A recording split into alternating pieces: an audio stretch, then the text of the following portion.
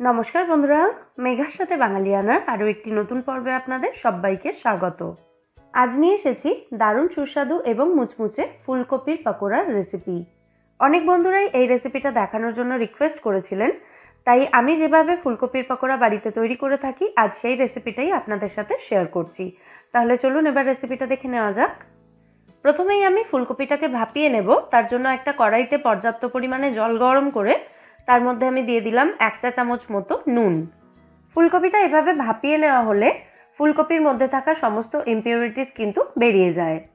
জলটা ফুটতে শুরু করেছে, এবার আমি এর মধ্যে ফুলকপির টুকরোগুলো দিয়ে দিলাম। এখানে আমি একটা মাঝারি সাইজের ফুলকপি ব্যবহার করেছি। ফুটন্ত জলের মধ্যে ফুলকপিটাকে 2 থেকে 3 মিনিট মতো রেখে দিলেই হবে, মানে ফুলকপিটাকে সেদ্ধ করার কিন্তু কোনো প্রয়োজন নেই। 2-3 মিনিট গরম জলের মধ্যে রাখার পর ফুলকপিগুলোকে আমি তুলে নিচ্ছি জল থেকে। তারপর একটা গ্রেটারের সাহায্যে ফুলকপিগুলোকে গ্রেট করে নেব।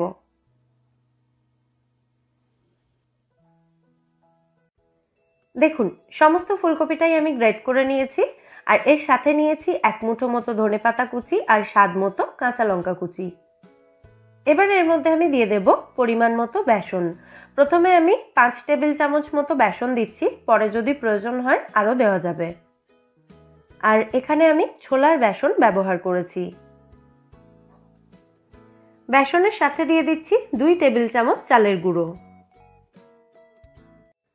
দিয়ে দিচ্ছি স্বাদ মতো নুন, হাফ চা চামচ হলুদ গুঁড়ো দিলাম, স্বাদ মতো লঙ্কা গুঁড়ো দিয়ে দিচ্ছি, এটা চাইলে আপনারা স্কিপও করতে পারেন।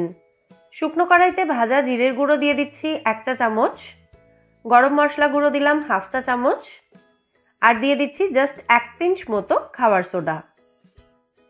এবার এই সমস্ত উপকরণ একসাথে খুব ভালোভাবে মিশিয়ে নিতে হবে। আর এটা মেশানোর সময় কিন্তু আলাদা করে কোনো জল ব্যবহার করার প্রয়োজন নেই। আমি এখানে আদা বাটাটা মিস করে গিয়েছিলাম, সেই জন্য 1 চা চামচ আদা বাটা এই সময় দিয়ে আবার সমস্ত উপকরণ একসাথে ভালো করে মিশিয়ে নিচ্ছি।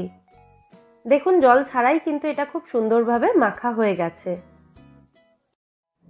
যখন দেখবেন মিশ্রণটা এরকম একসাথে বাইন্ড হয়ে গেছে, মানে দলা পাকিয়ে যাচ্ছে, তখন বুঝতে হবে যে মিশ্রণের মধ্যে বেসনের পরিমাণ একদম ঠিক আছে। অথবা এই মিশ্রণ থেকে কিছুটা পার্ট নিয়ে পকোড়ার মতো তেলের মধ্যে দিয়ে দেখে নিতে পারেন। যদি দেখেন এটা ভেঙে যাচ্ছে না তেলে দেওয়ার সাথে সাথে, তাহলে বুঝতে হবে এর মধ্যে বেসনের পরিমাণ একদম ঠিক আছে। এইভাবে অবশ্যই মিশ্রণের মধ্যে বেসনের পরিমাণটা চেক করে নেবেন। পকোড়াগুলো ফ্রাই করার জন্য আপনারা এখানে যে কোনো রান্নার তেল ব্যবহার করতে পারেন। এবার আমি মিশ্রণটা ব্যবহার করে পকোড়াগুলো ফ্রাই করার জন্য দিয়ে দিচ্ছি তেলের মধ্যে। লো টু মিডিয়াম ফ্লেমে রেখে পকোড়াগুলোকে একটু সময় নিয়ে ফ্রাই করতে হবে, কারণ এখানে ফুলকপিটা কাঁচা ব্যবহার করা হয়েছে। এক একটা ব্যাচ পকোড়া ফ্রাই করতে সময় লাগবে 5 থেকে 6 মিনিট করে।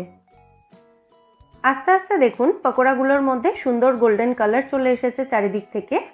ঠিক এই রকম অবস্থায় গ্যাসের ফ্লেমটা হাই করে দিয়ে পকোড়াগুলোকে আরও কিছুক্ষণ ভেজে তারপর তেল ঝরিয়ে তুলে নিতে হবে। এতে পকোড়াগুলো বেশি মুচমুচে হবে। আমাদের প্রথম ব্যাচের পকোড়া একদম রেডি। একই রকমভাবে সমস্ত মিশ্রণটা ব্যবহার করে আমি পকোড়াগুলো রেডি করে নিয়েছি। পছন্দ মতো যে কোনো সস দিয়ে আপনারা এই পকোড়া সার্ভ করতে পারেন, খেতে কিন্তু অসাধারণ সুস্বাদু হয়। তাহলে আপনারাও এইভাবে ফুলকপির পকোড়া বাড়িতে তৈরি করুন এবং আমায় জানাবেন এই রেসিপিটা আপনাদের কেমন লাগলো। রেসিপি ভালো লাগলে ভিডিওটাকে বরাবরের মতো একটা লাইক এবং শেয়ার করার অনুরোধ রইল। ফিরে আসবো নতুন কোনো রেসিপি নিয়ে। সবাই সুস্থ থাকবেন, ভালো থাকবেন এবং সবাইকে খুব ভালো রাখবেন।